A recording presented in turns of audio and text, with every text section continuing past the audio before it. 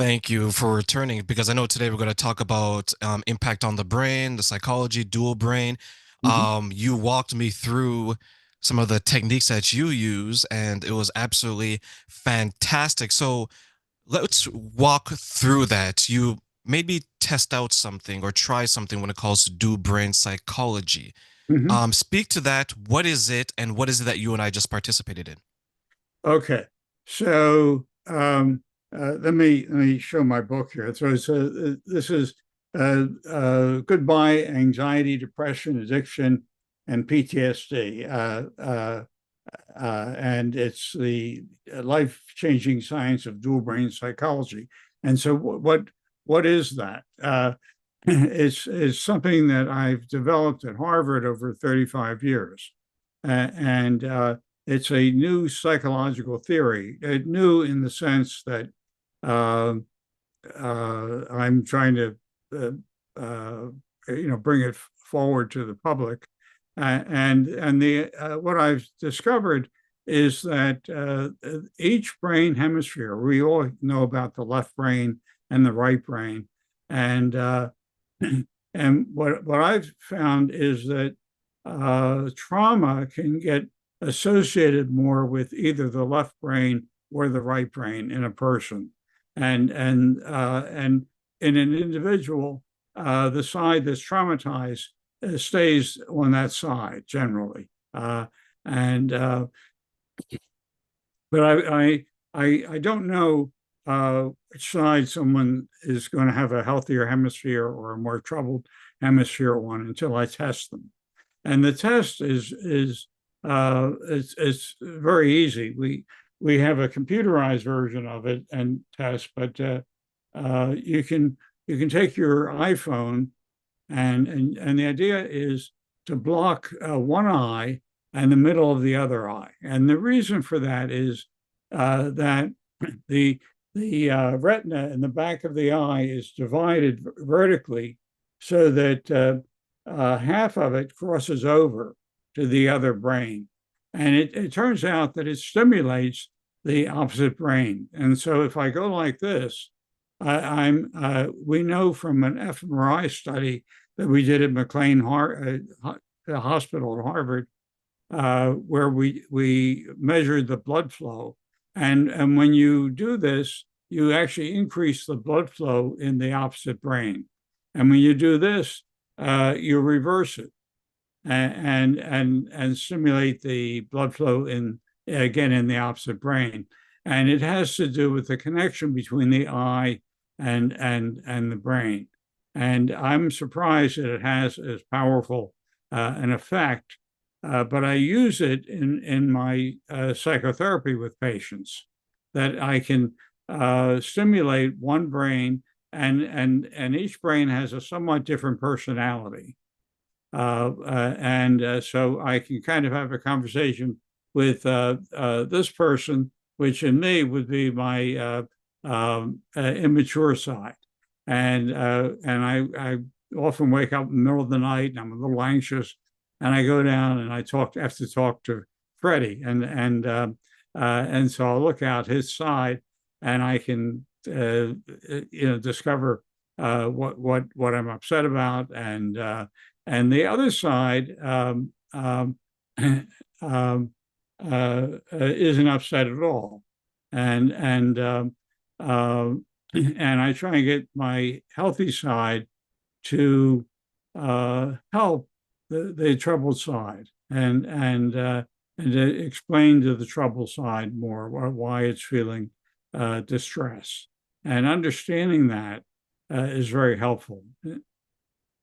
And it's usually some past traumas that uh, uh, aggravate the level of anxiety or depression. I know for a lot of people, Frederick, there are always, no, I shouldn't say always, there's like two courses of action, right? There are those who don't know the trauma from their Mm-hmm. past, who have yet to identify it. And then there are those who know of it, but they haven't been able to identify the impact of that trauma. For Right. you and your, right, in your experiences and what you've observed, What are some of the obstacles that people are facing when it comes to identifying the trauma and identifying the impact of that trauma in their life? Right. Excellent question, and you're very perceptive. So when most people come to see me for a consultation, they have no idea that they've been traumatized, I mean sometimes they do, but then as you're saying, they don't understand the impact of it and the meaning of it, and they usually complain that they're bipolar or they're alcoholic or they have some diagnosis. And it has nothing to do with that. I think diagnoses are worthless and destructive, and they're just insults.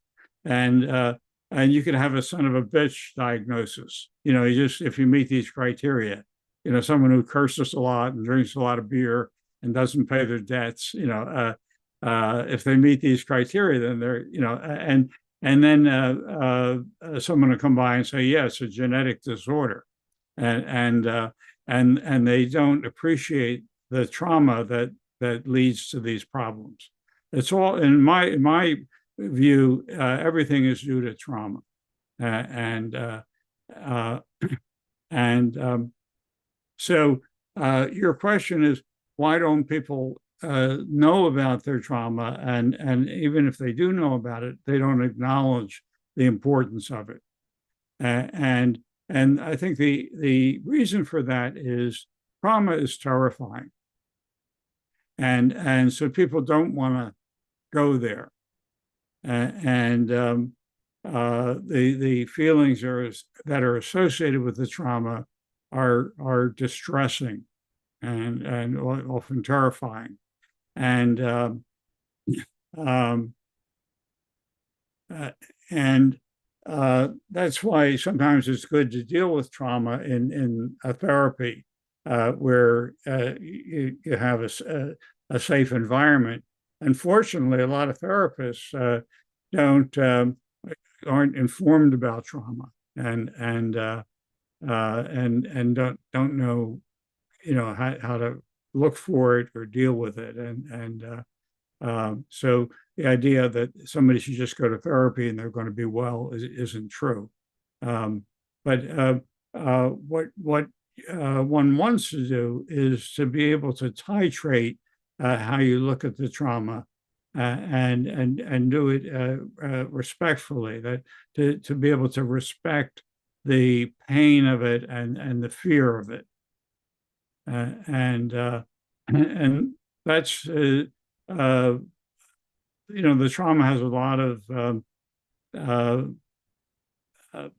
pain to it, and depending on what it is, and so it's like fixing a hot boiler. You need to go down and fix it, um, but you got to be careful you don't get burnt. 100%. I agree with you. Like when you mention fear, it always reminds me of that acronym, right? You can face everything and run, right? You can fix everything and rise, Mhm. right? There's all these like specialized acronyms when it comes to fear because fear for a lot of people, it's like a paralyzing feeling, right? Either you're going to fight, either you're going to flight, either you're going to fawn, either there's so many different reactions that Mhm. people have to the fear. Do you find that sometimes the fear of the unknown is more powerful than the fear of facing what they do know?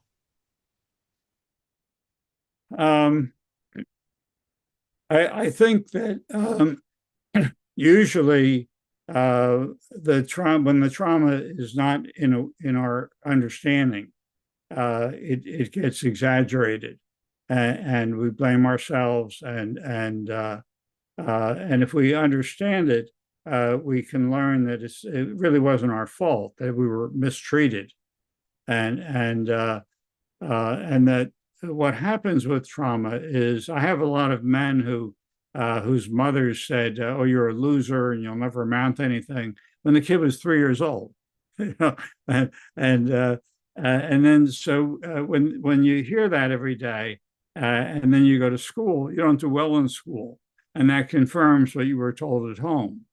And then you get ADD, and you can't pay attention in school, and the teacher yells at you and gets angry with you, and so the only people who will accept you are other kids who are having the same problem, and they're into drugs later, and so that's a very typical course.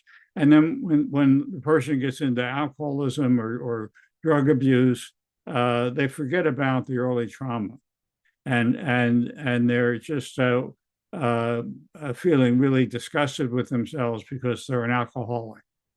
And in AA, I'm Fred, I'm an alcoholic, is supposed to make me feel good, and there is an advantage to AA and the camaraderie there, but still, I think it would be better for people to understand that they used alcohol to treat their trauma rather than I'm an alcoholic, like I'm born that way, and